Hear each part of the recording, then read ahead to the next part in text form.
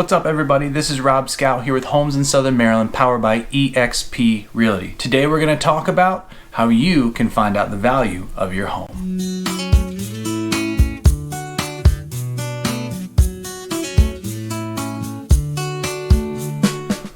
Alright, so before we get started today, if this is your first time on the channel, make sure you click that subscribe button, click that little bell so you're notified every time we put out new content about living in Southern Maryland.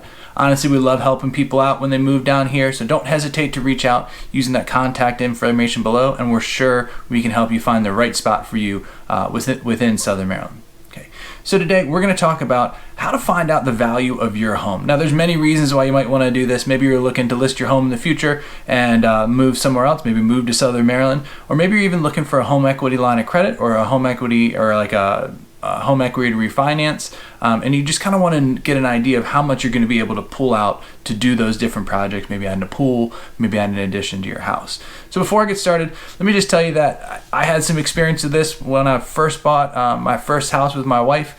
We bought it and quickly realized we needed to move because we were having a baby and we just didn't have enough room in the house. And so the first thing I did is I went to Zillow and I look up the home value, and I'm shocked to see how much my home is worth. And then talking to some other people, they told me it was worth a lot less. And then finally we did settle with a realtor who did some good market research, and we landed on a really great price for us. And obviously it was great for the buyers too, because within a few days we had the house under contract. From my personal experience, one of the best things to do is to gather all your information, to look at all the different sources, and then trust a professional. Now, that professional could be me. If you would like an equity report, if you like an equity analysis of your house, I'd be happy to help you out, or even a local realtor. But make sure you're asking for that equity analysis, or the realtors call it CMA, a comparative market analysis, just so you get that good idea of how much your home is worth. But today we're going to go over some other ways. Maybe you're not ready to go to that step to talk to a realtor yet. Maybe you're a little hesitant. Maybe you're a little shy. These are some other places that you could find some of that information to help you make a good decision of whether or not you should move forward selling your house, or whether or not you have enough equity in your home to get a cash out refinance, or maybe a home equity line of credit. All right. So the first place you're probably going to look, because we all do this, you're going to look at your tax assessed value. Now, in Southern Maryland, specifically where I live in St. Mary's County, I often feel like there's no rhyme or reason to it. Some years it seems like my tax assessed value is a little higher than it should be, and other years it's way under what I think my home is worth and what the market says my home is worth. And that has a lot to do with the fact that tax assessors only come out on a set amount of time, and market changes with supply and demand can really affect the price of a home. So those price fluctuations and those market changes aren't captured in those tax assessments. So a lot of the times that's why we're not seeing those tax assessments line up. So if the market's going down, we might still be appraised at a higher value, a higher tax assessed value than the market currently is, and then vice versa, this market that we have right now. And there's some houses that are appraising for a lot less than they're going for on the open housing market. So I would say a tax assessed value is a good starting point. It gives you that good baseline idea to let you know if you want to start going forward and really kind of looking at other sources. Now, the two big sources for online for homeowners are Zillow and Redfin. And I'm going to kind of go over each one of those in a little more detail. So starting with Zillow, Zillow has what they call a Zestimate. So Zillow's Zestimate takes a whole bunch of market information and puts it into its neural network, which is basically kind of artificial intelligence with a whole bunch of algorithms inside of it, and run those market numbers through it. And that sounds really neat and really techy, but something that shocked me when I was doing research for this, for off-market houses, meaning houses that aren't for sale currently, Zillow misses the value by over 6.5% on average in Maryland. 6.5%, that is a lot of money. So they say it's because when you're off market, you don't have all that market information, and there's less information for its neural network to go on. But still, that can be tough to really narrow down and make a good choice when you're 6% off. Now, it does get a little bit tighter when a house goes on market. It's closer to 1.5, 1.8% in the Maryland area. Within that final sales price is how much their estimate kind of correlates to it. So I would say if you're someone looking for the value of your home, Zillow is not the most accurate. Now, I would say that if you're looking at Zillow and you're trying to see if a current home is accurately priced or correctly priced for the market, Zillow can be a great source for that, because it's about 1.5% off, like I said, for those on-market homes. Now, the other place that homeowners might turn to on the internet to find the value of their home, like I said before, is Redfin. Now, Redfin is pretty similar to Zillow in the way that they compare. They're about 6%, 6.5% in Maryland when they're valuing off-market homes and how close they are to it.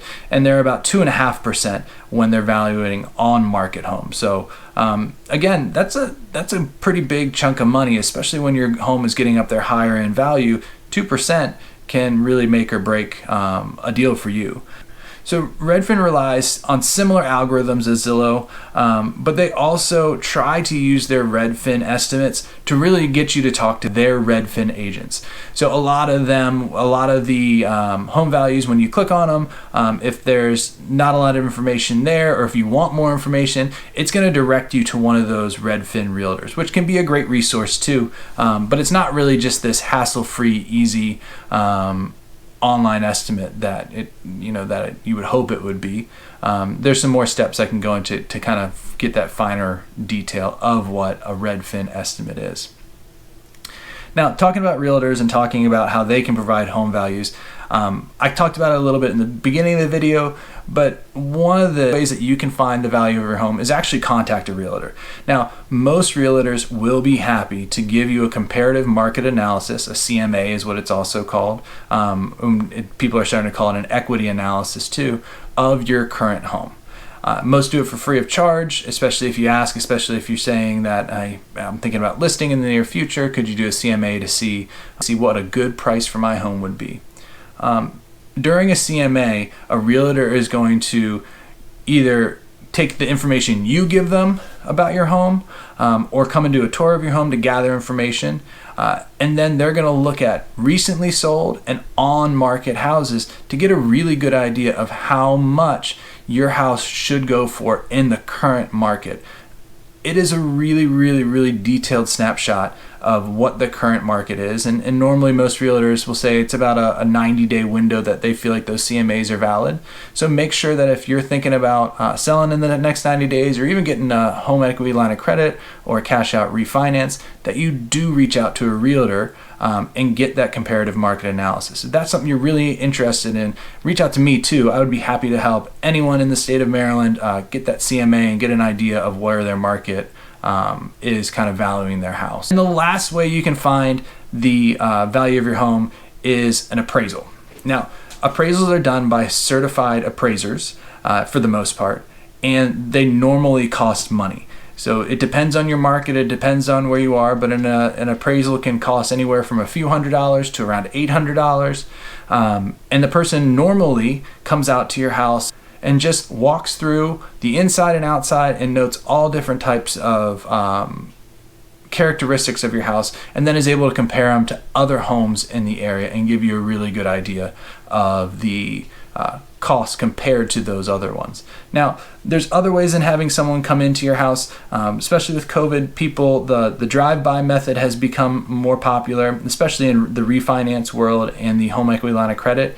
And even I know that I just recently got a home equity line of credit where they did a desktop appraisal. So they just literally pulled the stuff up on the internet, took a look at my information, and gave me a value based on that. Now, normally when you're buying a home from someone else, desktop and drive-by appraisals are not going to fly. You're going to need that in-person appraisal.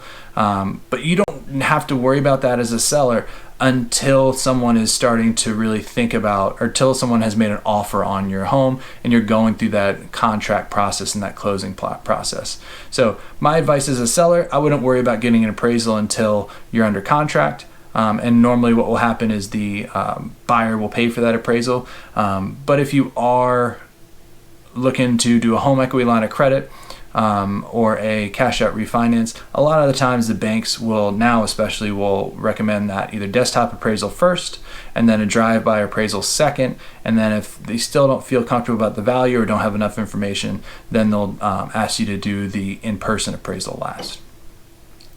So hopefully this information helped you make informed decisions about how to find the value of your home.